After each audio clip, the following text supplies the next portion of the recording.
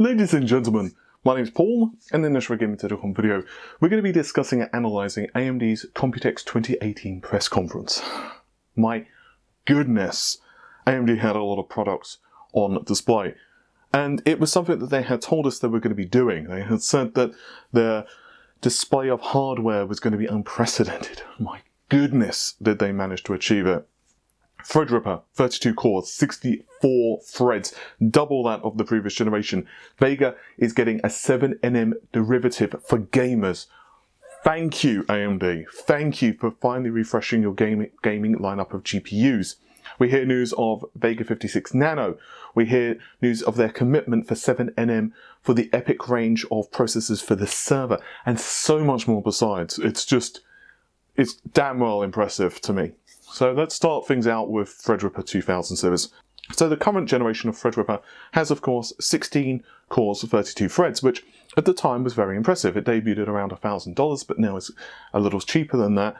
And in terms of value, it was really impressive. It was considerably cheaper than Intel's equivalents in the X299 space. Yes, it had a couple of small gripes that I had with it, clock speeds being one of them, and the other one was the creator and game mode. But overall, Threadripper was a very impressive platform, particularly given the additional PCIe lanes and other bits and pieces that, certainly were advantages as well as the price.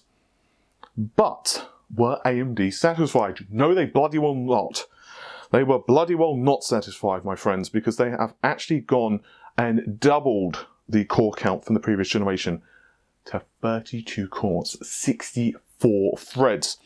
Clock speeds are still something they're working on. They've admitted that.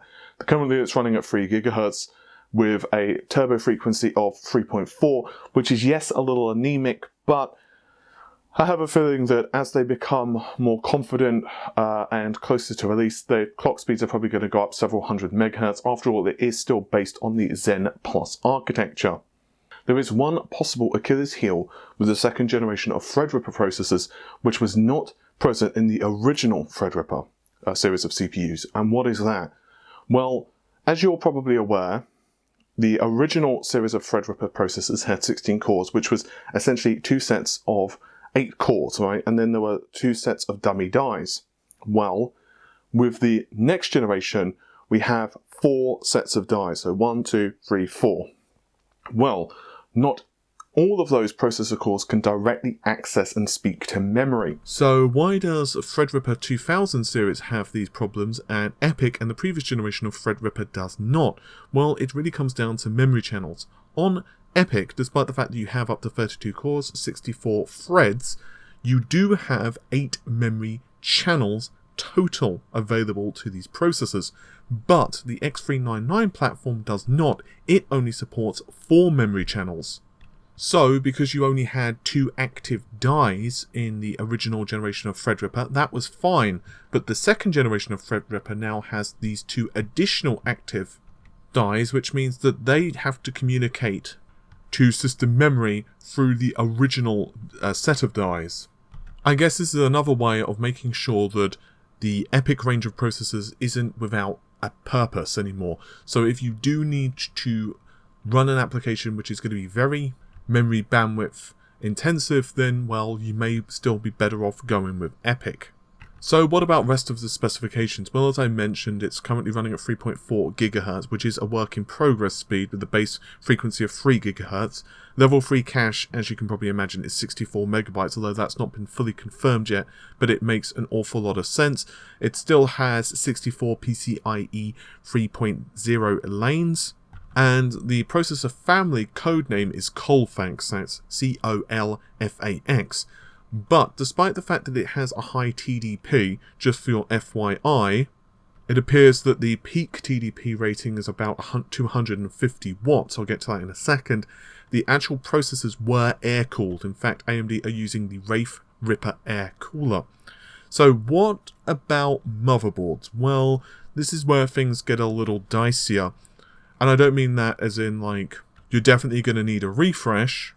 It's more that you might not have overclocking potential with your current board, or there may be a few stability issues. Essentially, what we have here is that the current generation of X399 motherboards should work for the most part But if you have a lower end board, it's possible that it may struggle with power delivery. Therefore, that's one of the reasons that we're going to be seeing an X399 refresh, basically just to bolster the power delivery across the board, so that yes, it will not only work stably at, base frequencies, but furthermore that it will also support overclocking. Oh, and if you're wondering about memory support, yes, of course, it's quad channel, but also the 32-core system that AMD have been using for demonstration purposes is using DDR4 3200 MHz memory. What are my overall thoughts on the Threadripper 2000 series? Well, honestly, I'm impressed. There are some questions I have, primarily clock speed based, as well as, of course, pricing, and what else they're going to be doing with the platform. I want to know if there's going to be improvements. Of course, there are likely going to be latency improvements in terms of like the level 2 caches and all that stuff, which we've seen on the Zen Pluses, also known as, like, let's say, the 2700X. So that's certainly going to help masses. But I am curious whether creator mode and game mode are going to have any differences. We did do exhaustive testing on that internally, and we noticed that generally speaking, games don't necessarily need it unless you're doing like a game which is, say, very high FPS, like a competitive shooter, that type of thing. Then it does sometimes benefit with game mode. But overall, I have to say that these range of processors are very impressive. It's actually made more impressive because yet more information has come to light from the Intel conference. So originally, Intel demoed their processor running at 5 GHz locked. There was no information to say that this was not like the regular clock speed or anything like that. And so there were a lot of reports from people even at the Computex show that were saying that yes, this is what Intel were demonstrating on, and this is particularly also true because various photos were emerging of supposed systems that were running, and it looked like a fairly reasonable and kind of typical water cooling loop that we saw in a couple of photos. However, some other websites actually did a lot more investigation of individuals who were actually at the conference, and what they noticed is no, Intel's setup was significantly more than just like a small water cooling loop. Right, I wouldn't have been surprised if Intel had actually packaged a high-end AIO or said, you know what, if you don't have a really good cooler with this, and we're not talking like an air cooler, we're talking like a really good cooler, this chip is not going to run properly. It's going to, significantly lower the boost frequencies. But what instead they found is that it's actually using like phase changes. So what is the real clock speed for Intel's processor? We just don't know. It's certainly possible that the silicon can run at this clock speed, but there's a couple of possibilities. One is early engineering sample, so they're not confident yet, and therefore they were doing it because, well, they just didn't feel that chip stability was there. Two, it just can't run at that clock speed, period, which means what? 4.2? 4.3? Intel still have the CPU speed advantage. I'm going to be very curious to see if the memory latency when accessing applications which really push the thread count, virtual machine, that type of thing. But, Intel may have the clock speed advantage, but for the price point I'm assuming that Intel are going to be charging, I can imagine a lot of folks are just still going to want to go with AMD. I can imagine scenarios where not just content creators who are working from home, or individuals who perhaps want to kind of experiment and mess around, that type of thing. But I can imagine a lot of studios, whether that be professional studios who are doing game development, or professional studios which are doing video editing or 3D rendering or whatever, or perhaps even server type of situations, would want to buy this processor. AMD have a lot of room here to release different SKUs. Not only has the 32-core version, of course, been confirmed, but 24 cores, and we can presume 16 cores, and perhaps even smaller steps, for example 20 cores, would all have a popular place in the hearts of users. Some individuals who perhaps would want to do gaming, I mean, we did do testing to show and demonstrate that Threadripper can do games while media encoder is happening, which is very impressive, but that was only 16 cores, only 32 threads. So I'll try to remember to link that in the video description, but still, this is very impressive stuff, and I can imagine that this is going to be one of those processors where Yes, it certainly doesn't sell the quantity of, let's say, the 2700X, but it certainly will have a lot of fans. Vega 7nm is confirmed for gamers. AMD's roadmap has been somewhat ambiguous, unknown for a while now, and they have released a small update, but there are still a lot of question marks. So of course at the moment we've got Vega 14nm, which will be by the end of this year be superseded by Vega 7nm. We'll get more into those details in just a second. Next we'll have Navi. That's also going to be built on 7nm, and then there's going to be the next generation. Now, what does next generation mean? We just don't know. It doesn't even have a damn code name at the moment. There have been a lot of rumors and speculation of what we're going to be seeing there. All we know is going to be scalable. What we do know is Vega 7nm for quite a while was rumored to just be for HPC usage, right? But it has now since been shifted to also focus on gamers. Now, I've got a couple of theories as to why. It could be that AMD were always planning this, or the second theory, and pretty obvious, is that they just feel that, okay, Nvidia are getting ready to release the GeForce GTX 20 series or 11 series, or Jensen needs more money series, whatever it ends up being called. It doesn't really matter at this point. But still, they know that they need to be competitive in that market as well. So what about specifications? Well, unfortunately, they're few and far in between at the moment. We do know that the machine learning variant for the high-end market does have 4 stacks of HBM2, which means 32 gigabytes of memory total. But core clock speeds and the number of compute units, which is kind of an important topic, right? We don't know the number of compute units. But this is 7nm. However, you can't necessarily do a full apples to apples comparison, because what we don't know is what other stuff has changed in the silicon. Now I can tell you that the original Vega, the actual core, so we're not talking about HBM2 or anything like that, or you know, the interposer or whatever other shiny stuff that is on the package. We're talking about just the physical core was about 480 mm squared, 484, 486, I don't remember exactly. The next one we can't, sorry, Vega 7nm, we can't get an accurate measurement. I just can't do it because I don't have the damn thing to measure it. What I can do, what I suspect others have done as well, is to know the size of HBM2, one of the modules, and then basically go to Photoshop or whatever image manipulation program and essentially just line up the HBM2 stacks on top of the GPU core. And I did that, and it's very difficult because, well, you can't get them to align quite right because of angles and all of that jazz. What the size is between 330 at the very low end, and we're talking mm squared here just for clarification's sake, to about 360 mm squared. But obviously pixel count, sorry, my counts could be off ever so slightly one way or the other. So let's split the difference and say 350-ish mm squared, which is certainly possible to fit more stuff in. We just don't know what. So they could certainly go the route of additional compute units. How many additional compute units, I just don't know. Simply because, as I just mentioned, we don't know what other stuff they are changing. Is there going to be any changes to the memory controller? Is there going to be any differences in cache size? So what about other specifications? Well, AMD are being somewhat cagey when it comes to all of the details of Vega 7nm. What we do know, however, is that there are important hardware enhancements, primarily for deep learning. AMD are not detailing those operations, but most likely we're going to be seeing int 8, supported even more enhancements on perhaps FP16, which is already pretty impressive with Vega anyway.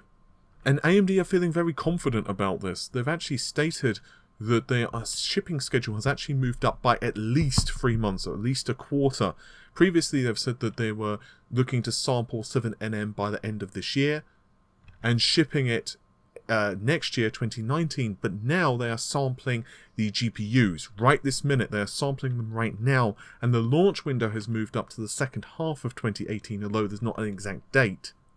Unfortunately, we don't have any further details on other changes with Vega 7nm, but I imagine there will be some tweaks here and there. Over a year ago now, there was a supposed leak concerning Vega 20 and its specifications. It was targeted in the second half of 2018, that appears to be correct. It's based on 7nm, that appears to be correct. 4 stacks of HBM2, operating with enough clock speed to put out 1 TB per second memory bandwidth with 16 to 32 GB of memory.